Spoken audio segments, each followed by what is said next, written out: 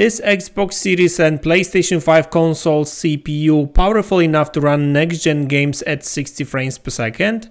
Let's look into this.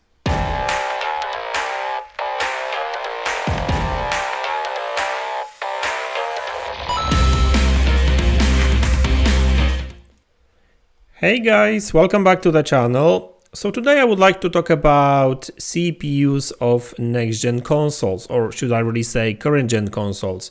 So I'm talking about Xbox Series S, X and PlayStation 5. Now lately we've got two games that are locked to 30 frames per second on all these consoles. And obviously the whole debate about performance modes on these consoles started. Of course, I'm talking about Plague Tale, Requiem and Gotham Knights. And all the drama surrounding Xbox Series S and power of that console aside, I want to focus on CPU side of things, right? Because I think that's very important, because I've been doing some digging, because I'm actually planning to get myself like a proper desktop PC soon at some point in the future. And because I'm on a laptop, it's a decent laptop and it runs games great, but I'm just thinking about the future. And what I actually notice is that these games, I'm talking about Plague Tale, Requiem and Gotham Knights, are very CPU limited, even on PC in many occasions. So it's not like these two games run at 30 frames per second or 40 frames per second all the time, but there are situations where the game would go from 70 frames per second to 35 frames per second, literally, right? And I've got some screenshots over here. I actually combined two benchmarks from these two games. So on the left, you've got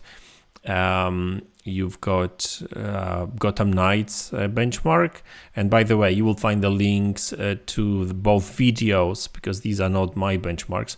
You will find the links to these benchmarks in the description below, so you can actually check that game all the way through and in different locations. But I want to focus on moments, levels where these two games are CPU limited, right? And both benchmarks uses Ryzen 3700X, which is a Zen 2 based 8-core 16 threads. It runs at a higher frequency than Xbox Series S, X or PlayStation 5 CPUs, and it comes with more cache, which means that this CPU is actually even more powerful and more capable than these console CPUs, right? So what I'm actually trying to say here is that even on these PCs, right? Like I said, Ryzen 3700X is a very capable CPU. And you can clearly see that in these two games, in two different scenarios, when it comes to these games are CPU limited. So on the left you've got Gotham Knight, and this scene is when you drive around the city. So the performance driving around the city is all over the place. It can be anything between 55 down to 35 frames per second, like over here. So this is actually one of the worst case scenario, but it hardly ever goes above 60. And on the right you've got Plague Tale Requiem, and this is one of these scenes where you've got a lot of rats running around, right? So more open place, actually that was enclosed place anyway, but there was a lot of rats, and it just it really maxes out. It's not even maxes out CPU, but it's a CPU heavy scene, because you can see that the GPU utilization is really not that high. It's at 75%, right? So yes, the GPU has to work very hard to process these rats anyway, but it is a CPU heavy, CPU limited scenario. Same goes for Gotham Knights. This is a CPU limited, CPU heavy scene, because the GPU utilization is pretty low, really, right? Because if you actually look at the GPU utilization, it's like at 65%, right? So this is a CPU bottleneck. And of course, the problem with the CPUs and the CPU optimization these days is that, like, yeah, I mean, most games are not really that well optimized still. Many games just uses 1 or 2 cores or 3 cores, and most of these cores are not being used.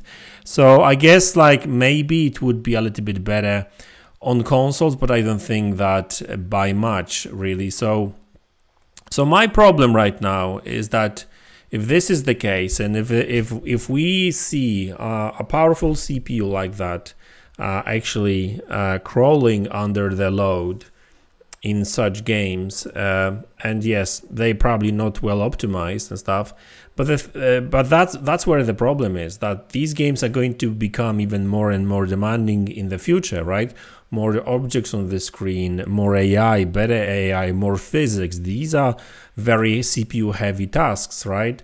And the problem is right now that unfortunately, you know, these games, like next-gen games, are not going to be any lighter when it comes to the load and stuff, right? So my fear is that there will be more and more games like that. And yes, like first-party studios will probably do their utmost to actually really optimize their games, to provide the performance modes and stuff. Other games, like even third-party games, like Dead Space, I think has been confirmed to be 60. Same goes for Callisto Protocol. It's supposed to be 60 as well. I'm not sure about Dead Space. I will have to actually check that out, so don't quote me on that. So yes, there's still going to be plenty of games at 60 frames per second, that kind of stuff. But you know, a good question would be, what about Starfield? This is actually going to be a very demanding game. There's going to be a lot of systems running at the same time. This is going to be a big open world game, and so I'm kind of curious how well this game is going to run on these Xbox Series S and X consoles, right? So I think like Starfield is really going to be like a big test, really, because if Bethesda and, you know, with all the Microsoft money won't be able to pull out 60 frames per second mode on these consoles, you know, we may be in trouble. Basically, that may potentially mean that in the future we may be getting more and more games like that, 30 frames per second locked, because some developers just won't be able to pull out 60 frames per second for whatever reason. For you know, some of these games may be just too demanding, and you know, that's just reality of it. So